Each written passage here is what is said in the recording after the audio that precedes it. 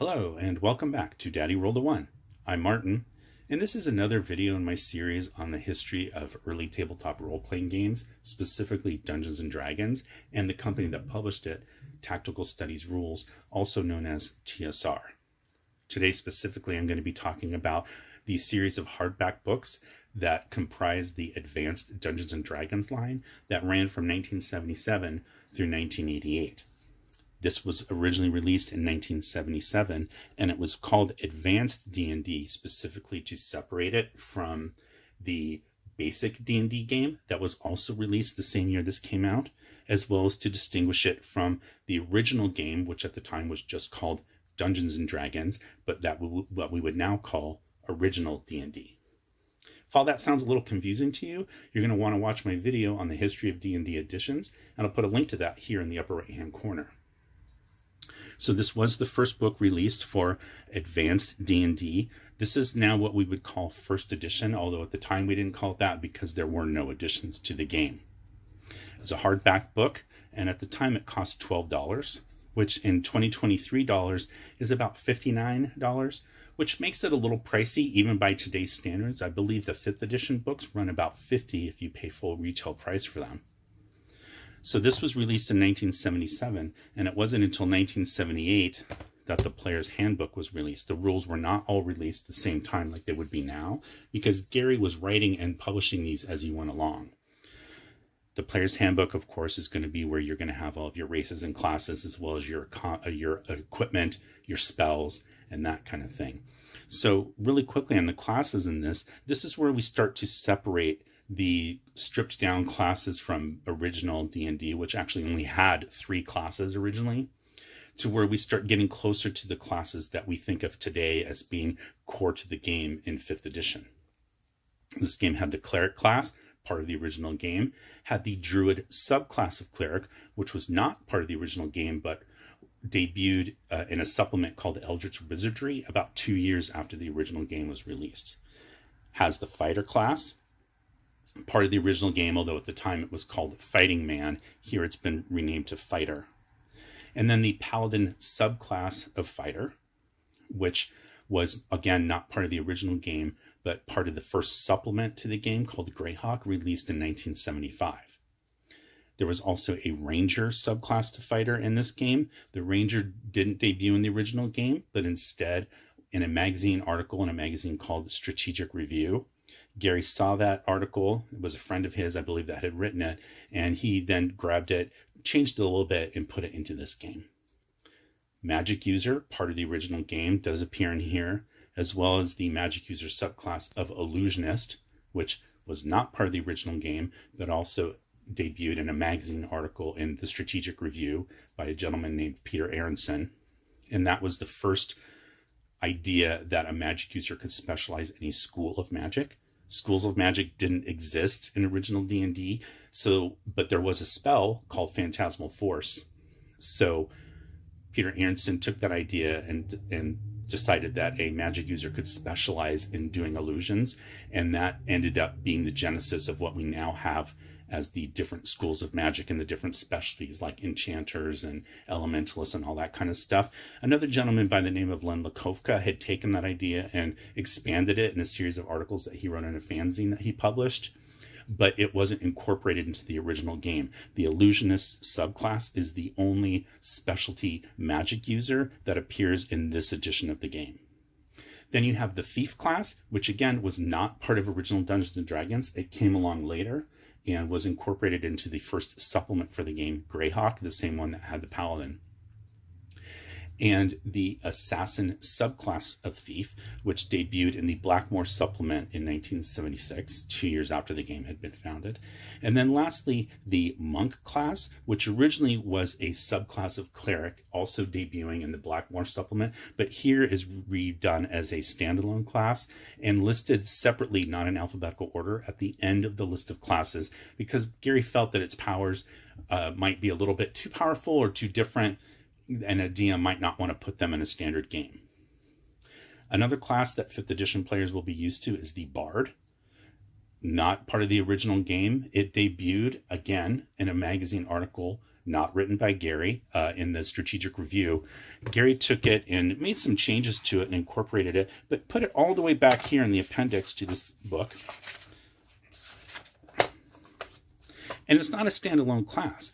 This version of the Bard requires the player to start out as a fighter, and then some point after 5th level, but before I think it was 8th, they have to then switch from being a fighter to being a thief, starting over at 1st level as a thief, and then operating again up until about, I think it's 5th level, at which point they then change again to the Druid class at 1st level. But once they make that change, they then become a full-fledged Bard. So then they get the benefits of all the accumulated fighter and thief levels that they've been through, then start to incorporate all of the Druid powers that you would get as being a Druid. And on top of that, you get all these additional powers for being a Bard that you can see here in all these next few pages. So very different than the Bard that we would play today. This requires you to play about 10 levels of another or 2 other classes before you actually even become a Bard. The last book of the core 3 that we think of today was released in 1979. This is the Dungeon Master's Guide. This is a stock photo because I do not own this particular cover of this book. This was written by Gary Gygax and included all the combat tables, the saving throw tables, all that kind of thing that he didn't feel was the purview of the players, but more belonged in the hands of the referees.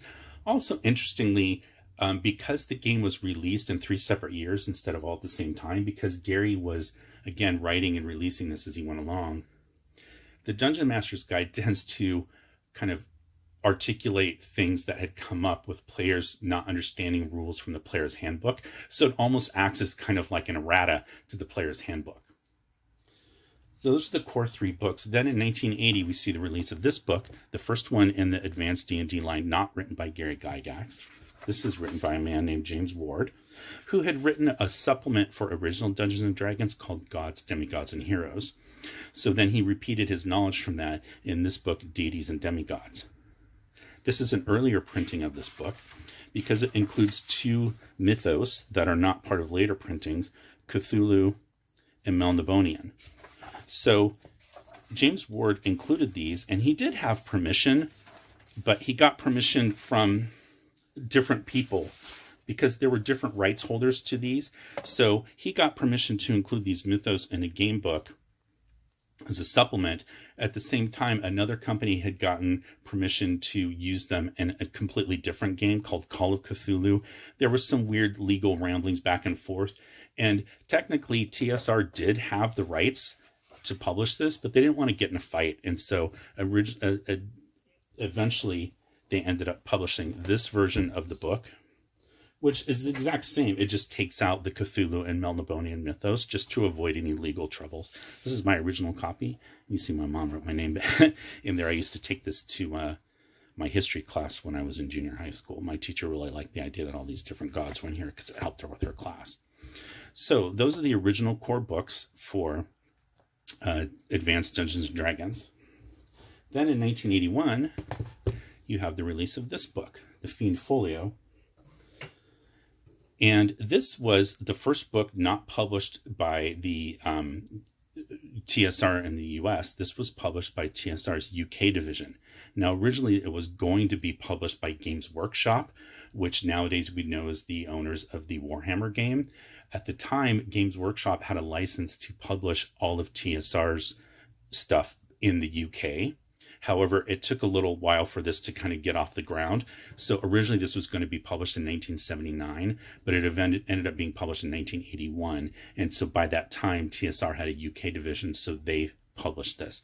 What this is a collection of monsters that originally mostly appeared in magazine articles in the UK. They had a magazine called White Dwarf, and there was a feature column called The Fiend Factory, where writers wrote in, gamers wrote in with different monster designs. And so the publisher of this grabbed the best ones of those and then put them into this particular book. So this is where the Githyanki appears. So most of these are going to be monsters from those articles, The Fiend Factory, although the Drow are included in here for the first time. They had originally been published in a series of modules. The D series, Descended to the Depths of the Earth, was the first one in that.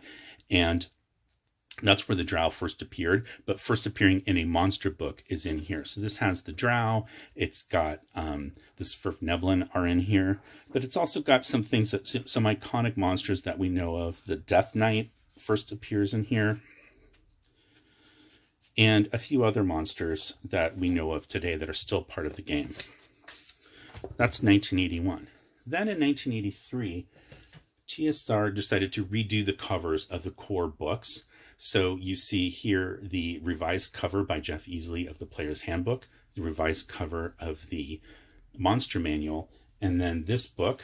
This is my version of the Dungeon Master's Guide, again, covered by Jeff Easley. So the contents are exactly the same, and in fact, just as a funny note, it's the same enough that it talks in here about what's on the cover of the book. And this note says, this book cover painting shows an encounter between 3 adventurers and an Ifrit on the elemental plane of fire, and the fabled city of brass can be seen in the background. That's describing the cover of the original printing that I showed earlier, not this. So the contents are exactly the same. Part of the reason they changed this was just they wanted a more consistent look, but also they were trying to do some covers that didn't look quite so, I guess, scary. There was a lot of satanic panic at the time. A lot of people thought that Ifrit was actually a devil or a demon, and so doing this cover made it seem a little bit more palatable for those particular folks. These are known as the Orange Spine series, as you can see here. Now, the Dungeon Master's Guide was the one book that cost more at the time than the other ones because it's thicker. So this was $15 versus $12. So that's my version. Then 1983 also saw the release of this book, The Monster Manual 2, by Gary Gygax. So a lot of iconic monsters debuted in here as well. So you've got more demons and devils, but you also have the introduction of daemons. And you've got, I believe that's how you pronounce it. I've actually never known, and I never bothered to look it up. But you've also got Modrons appearing in here. You have Divas that first appear in here, Planetars, Solars, all those made their appearance in this particular book, The Monster Manual 2. Then there's a hiatus for 2 years until the release of this book. So during that time, Gary Gygax had left Lake Geneva, Wisconsin, gone out to California, was trying to get an entertainment division for Dungeons & Dragons off the line to make movies and TV shows and that kind of thing. Basically, the only thing that came out of that was the cartoon that ran on CBS Saturday mornings for a while. But during that time, the company fell in financial hardship, and Gary ended up coming back to Lake Geneva and quickly publishing this book, Unearthed Arcana, which really was just collecting most of the articles that he had written over the years in Dragon magazine, cleaning them up, in some cases not cleaning them up, just publishing them as is and putting them into this book. So this particular book is going to have the introduction of the Barbarian, at the time a subclass of fighter, originally appeared in Dragon magazine number 63 as the first official class for Dungeons & Dragons, not in the original rulebook. That class is repeated here, the Barbarian subclass. And then the fighter subclass of Cavalier that had appeared in Dragon Magazine 72, number 72, is repeated in here. However, it has changed from being a subclass of fighter to being a standalone class. And then the Paladin fighter subclass from the Player's Handbook is now considered to be a subclass of the Cavalier. And as such, it changed the powers a little bit. This also has a Thief Acrobat split class of Thief. So similar to the Bard, the Thief Acrobat requires you to start out as a thief, and then at a certain point you switch from being a thief to being an acrobat, and you change your skills that you gain powers in. So Barbarians, Cavaliers, and Acrobats. Anybody who has seen the D&D cartoon knows that 3 of the characters in there, Bobby the Barbarian and Eric the Cavalier, and I just forgot her name, but the character that plays the Acrobat, all 3 of those characters came from this particular book, and it was a little bit of cross-promotion. A bunch of new spells in here, which is a huge core of this book, was the new spells. And then you've got your appendices, which Gary was a big fan of. And in particular, this book is notorious for including a whole section on the naming of different polearms. Gary was a huge fan of medieval weaponry, particularly polearms. So he wrote this whole article to talk about the differences in naming of all these different types of polearms, which in the original game all had slightly different rules behind them. 1985 also sees the release of Oriental Adventures, which is really kind of a whole separate standalone player's handbook. All new races, all new classes, all new spells, but the game mechanics play pretty much identical to regular D&D. The only thing that's kind of new in this book that it includes is something that were called non-weapon proficiencies, which nowadays we'd call skills. Those didn't really exist in the game until this particular book came out. Then in 1986, we see the release of the Dungeoneer Survival Guide. This book is not by Gary Gygax, because by this point, Gary Gygax had left TSR, not necessarily of his own volition. That's a story for another day. So the Dungeoneer Survival Guide doubles down on those non-weapon proficiencies, as does this book, released in 1986, the Wilderness Survival Guide. So later that year, the companion to the Dungeoneer Survival Guide, the Wilderness. Then in 1987, we see the release of Dragonlance Adventures. So by this point, Dragonlance had become so popular, it got its own book. This has new character classes and races, so it's the first book since Oriental Adventures to include those. And then in 1988, we get the last book in this series of first edition Advanced Dungeons & Dragons hardbacks, Greyhawk Adventures by James Ward. And it has this little sunburst here specifically saying how it's compatible with both AD&D and AD&D second edition. Second edition came out in 1989. This came out just a little bit prior. So it's kind of a unique artifact because it straddles the line between some rules changes where, like, for example, this includes a monk class NPCs. Monks don't exist as a class in second edition Advanced Dungeons & Dragons.